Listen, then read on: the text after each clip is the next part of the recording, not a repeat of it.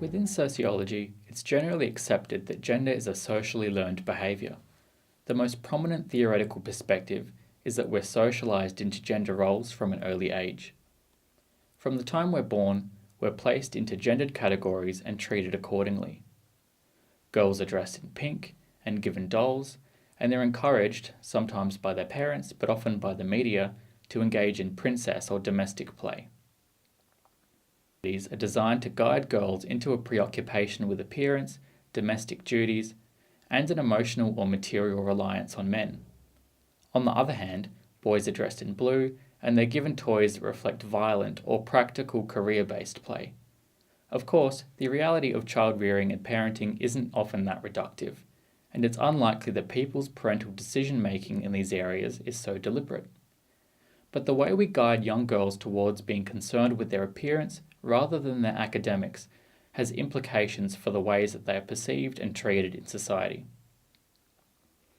It's important to be critically aware of the messages that we send and receive, because it's these unspoken messages that shape our attitudes and beliefs. So how do sociologists believe that this functions? In the 1950s, Talcott Parsons devised a three-tiered model of how socialization occurs. Within the primary environment, which refers to the home, infants and children learn from their family. They observe the gender dynamics between their parents, their grandparents, aunts and uncles. They may learn from the ways in which they're treated differently from their other gender siblings or cousins. Through this observation, children internalize an idea about what normal people do. In the secondary environment, young people start viewing gender dynamics that go beyond their immediate family and into formal institutional settings, such as childcare centres and schools.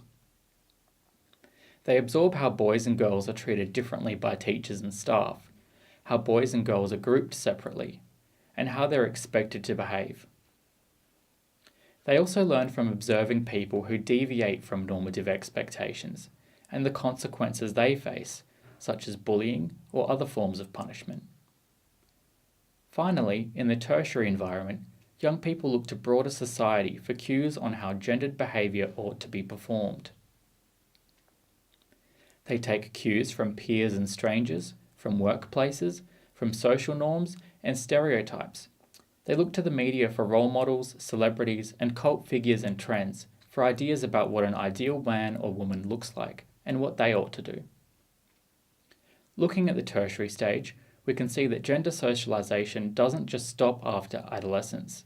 It's a process that continues well into adulthood. Notice the kinds of traits and behaviours that are stereotypically masculine and feminine, and how they relate to the kind of toys marketed specifically to girls and boys, and the behaviours that they're encouraged to display. Boys are generally socialised to be assertive, aggressive, and competitive, and they're provided with opportunities, through toys and schooling, for example, that allow them to develop the skills required for practical, hands-on careers and leadership positions. Meanwhile, girls are socialised to be passive and nurturing, and often guided towards careers within caring professions, or away from careers with long-term commitment required and progression opportunities due to expectations around having children. The fields that men and women tend to be respectively concentrated within have disparate rates of power, influence, and importantly, wages.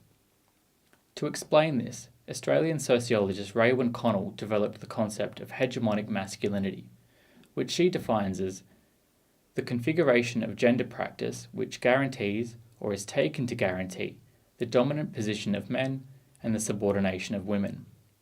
What this means is that there is a prescriptive way to be a man that functions to ensure that adherence to masculinity provides men with access to the traits and characteristics that allow them to maintain an unequal share of influence, power, status, and economic capital.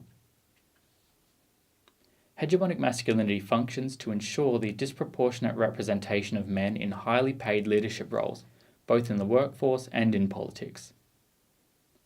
This happens because the qualities required to succeed in those areas, such as aggressiveness, ruthlessness, detachment from emotion, and working out of the home, are all encouraged in boys and often punished in girls, because they're seen as not feminine or ladylike. Men's and women's roles in society have changed dramatically during the 20th century, adapting as society and the economy have changed. Strict traditional views of gender roles were challenged following the Second World War out of economic necessity. Women were required to work in factories and other industries due to a workforce shortage caused by conscription. Once men returned from the war, many were unable to fulfill the obligations of their pre-war jobs, and women's involvement in the workforce slowly started to become accepted. Since then, participation in the workforce and in politics for both men and women has become commonplace, and even a necessity for some. Economic reasons for this include an evolving labour market that trends towards white-collar work, that is, more professional, clerical, and administrative management jobs that are less concerned with gendered tasks and responsibilities, and the declining availability of full-time work and high casualisation, which means that more women have been able to balance commitments to raising children while participating in the workforce part-time. Further economic reasons include the rising cost of living, which is making it less feasible to only have a single wage earner in the family while still enjoying a decent standard of living. Social and political movements have contributed to this shift too. Feminist movements that have long sought equality for women in the workplace and in society have made significant contributions to changing our views on gender roles. Women's suffrage, or the right to vote, was a primary concern of the first wave of feminism during the late 19th and early 20th centuries. Following this, the second wave of feminism, which began in the 1960s, was concerned with the right to access no-fault divorce, birth control, and family planning options. This has allowed women to choose to start their families on their own terms by providing the ability to prioritise work and family commitments.